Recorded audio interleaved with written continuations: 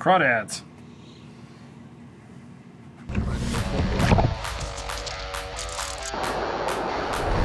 So we're going lake trout fishing. That's got to be a Coke too. I got you that time. Check this out. That's a school of kokanee right there.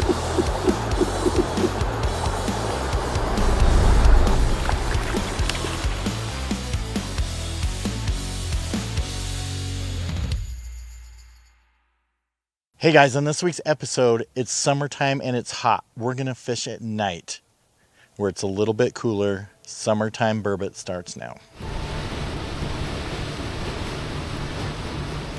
We're burbot fishing. We are currently up by the pipeline. We are looking for some rock structure. We're gonna be finding some burbot, and hopefully here in a little bit, we're gonna be jigging on them. And I found some burbot. Are we looking for any different structure than we would like, say, wintertime?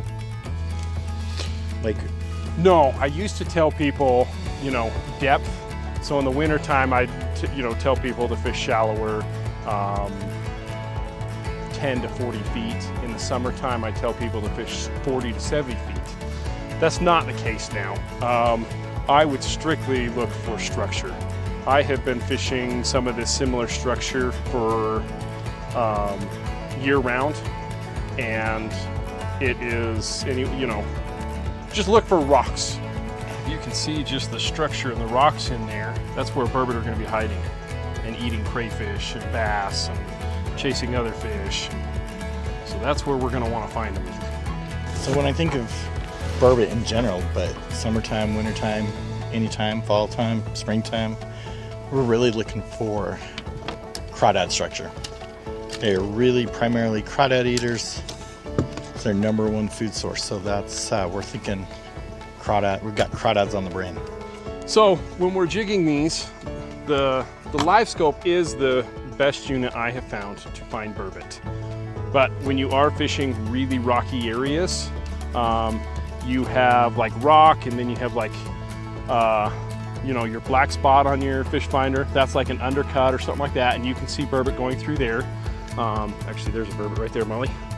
And then you have rock again, and so it's really hard to see your jig in the rocky areas. So you're relying a little bit on feel. Can you feel it bang in the bottom? Oh yeah, you constantly, whether you have this live scope or not, this just helps me find structure. I don't care if you see burbot or not down there. If you can find the structure, you're gonna catch burbot. The worst part of burbot fishing is sucker meat. It's so stinky. Yeah, do you know burbot are worse than this? Tell me, what did we start with? We got a pink rod, which is always a good sign. What lure do we got on there? Yeah, so I've got Molly starting out with a Wonder Bread Glow banana spoon. And what type of meat did we tip it with? Tip this with about an inch by inch cube of sucker meat. And you're gonna drop this all the way to the bottom, and you're basically just gonna bounce it off of those rocky structure points. And just slowly, you don't have to be fast or anything, and just constantly hit the bottom. So where do you get your sucker meat locally? So you can get it from any of the gas stations, marina stores, the market. They're all gonna have a freezer and a fridge. The freezer's got all your sucker meat and chub meat, and the fridge has got the worms, mealworms. What is our setup? Rod, reel, line wise tonight? So the rods we're using are ours. These are a solid fiberglass. We run anything from like a 32 inch all the way up to a 45 inch. We designed these for burbot. The reel we're using, we just like the Shimano IX 2000Rs. They're a cheap, inexpensive reel. We run 6 to 8 pound monofilament line. And then again, we're running our 1/2 ounce banana spoons and outworms. You see them right there, just swimming away. So right now we started, it's sunset. Sun's starting to come down. We had a couple maybe taps, but winter burbot most active. Burbot are most active when it's dark, like right at dark. So, you know, summertime, it's gonna be 9:30 before we see something. And then we should catch quite a few of them between 9:30 and 10:30. So what are some of the common things to be aware of when you're jigging? Like sometimes if you do a big hard jig or you miss a set, you might get looped around the end of the rod. Yeah, we've had that happen a few times tonight. You know, when you are playing with the bottom, you have a chance of snagging up and losing some lures. It's common. Bring some spares. Any tricks if you do snag? We've snagged up a few times, but we haven't lost any lures. Yeah, the easiest thing to do is actually give it slack and then just start trying to jig it again. A lot of people want to tighten the rod up and then just, you know, yank on it, and that does not really work when it comes to treble hooks. The best thing to do, give it some slack and just try to wiggle it out of there. All right, it's finally starting to get dark. Fish got a little more active. We found the structure Colton was looking for. Yeah. And boom, we doubled. Right there. Too bad we didn't get that one on camera. It was the first two we got tonight. We get them on camera, but yeah, nice double. One on a blue pout bomb. The other on a Wonder Bread banana. So we take these black lights and we charge all of our glow lures up. Burbot are kind of blind, so all the light helps. So I've been sticking pretty tight to the bottom, banging pretty hard. Seems like Colton, you've been up just a little bit higher. Is that fair to say? Yeah. I'm trying bottom? to. I mean, when I caught that one, I was bouncing bottom. Bouncing bottom. Okay. Mm-hmm. So I was definitely bouncing. But if there's a fish suspended, I got no problem coming up to it because. And see, right now my bottom is this shelf right here. So you're sitting about what, 45 feet probably? 40. Yeah. Yep. Here we go. Fish on. Fish nope, off. Fish off. Or it could have been just that lead. Well, I don't know. I don't know what that was. I don't know. Fishermen are pretty optimistic. Let's go with fish on. Okay. Fish off. Especially since we just doubled. So we moved spots a little bit. This one has a little more structure to it, I would say. Is that fair? Yeah. So there's before. It looks like we have like almost a big boulder kind of thing. Bunch of big boulders, bunch of ledges. We're bouncing from 30 feet to 60 feet. I think that one got sick of me missing it. That was 3 times in a row. You got one? Yeah. Nice. Yeah, I'm pretty sure this is the one Colton missed. Came right over to my, no, I have no idea. I'm down in the rocks. I can't really see mine very much. You got the wrong species here, Ryan. That is not a burbot. Yeah, that's just a rainbow trout. Yeah. Yeah. How about that one?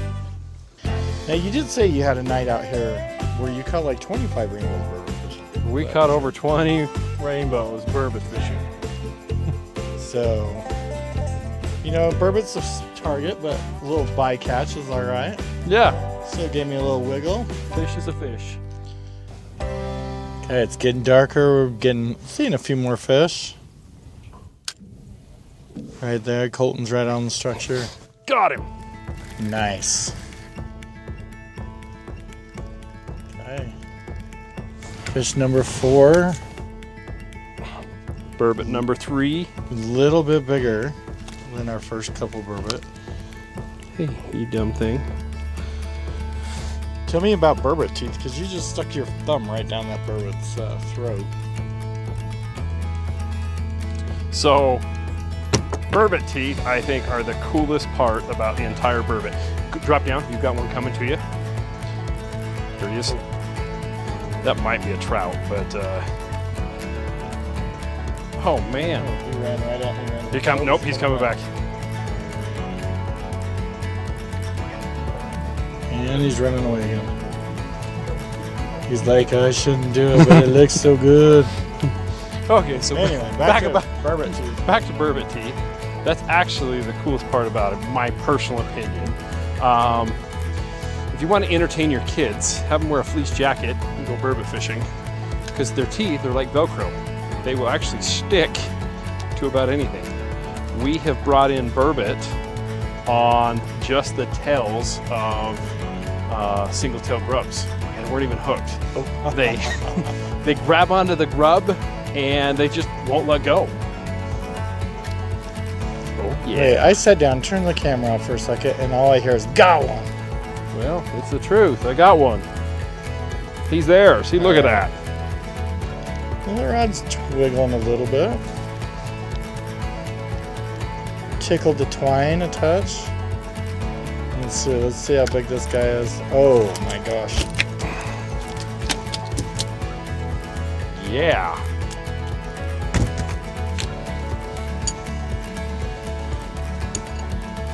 Hello, Mr. Burbot. Sorry to interrupt your evening. I'm sure you'll make a nice meal. So when you're jigging, how high do you want your rod tip to start the jig? When you have a little tension to it. Like I like to be pointed down just a little bit. Yep, pointed down. Oh, I don't know, 6 inches below horizontal. And then, I don't know, I come up. I mean, I'll bet it's moving 1.5 to 2 feet. And part of the reason you want to be down a little bit, you got to give yourself room to set these things. Yes. With a burbot, because we've got to give them a pretty good hook set. Yeah, and we're fishing fairly deep. Mono stretches. Oh, I just missed one.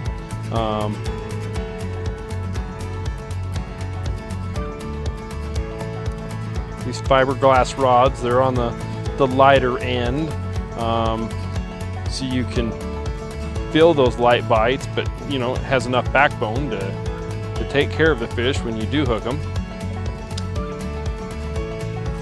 Crawdads also tend to be more active at night. Yes, they'll come They're out. nocturnal. Yeah, if you've ever done a little crawdad boil or something, much easier to catch them at night. All right, I'm not gonna lie. I sat down for just a second for a rest, and boom, Colton's got another one. Yeah, look at this monster. You got any crackers? That one. You know, that being said, it still wouldn't even place in the smalls for Burbot bass. No, it would not. So you can, we've caught a few smaller ones, caught a couple okay ones, but anyone who was in last year's Burbot Bash, or some of the numbers, the fish here actually, Burbot, are smaller right now, overall numbers. So last fall, Colton caught a 34-inch fish while we were out here. But generally speaking, we saw this in the Burbot Bash catch, in krill data from biologists, and from tagging and netting data from biologists, that the fish are smaller in size right now, the Burbot. So their numbers were up, but the fish were smaller. So removing these fish is still something we want to do. Got one. And Colton is kicking my butt tonight. But look at this. Another cracker fish. All right. We put the last two together, we got one. Here we go. Crawdads. Look, a whole bunch more baby crawdads.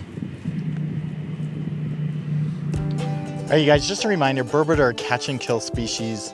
They must be removed when you catch them. They are great eating. Here's one of the simple ways that we like to cook them up. We start off by cubing the fillets and putting them in a mixture of milk and eggs.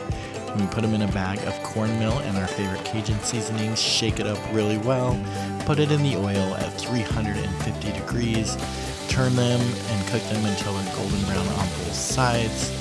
I like to add a little bit of lemon afterwards and dip them in honey mustard. Do what you love. These ones were super tasty. And speaking of food, you guys, Gray's Market, also known as Flaming Gorge Market, is the perfect place to pick up your last minute fishing lures, pick up some ice to pack those fish in, or some firewood for your camp trip.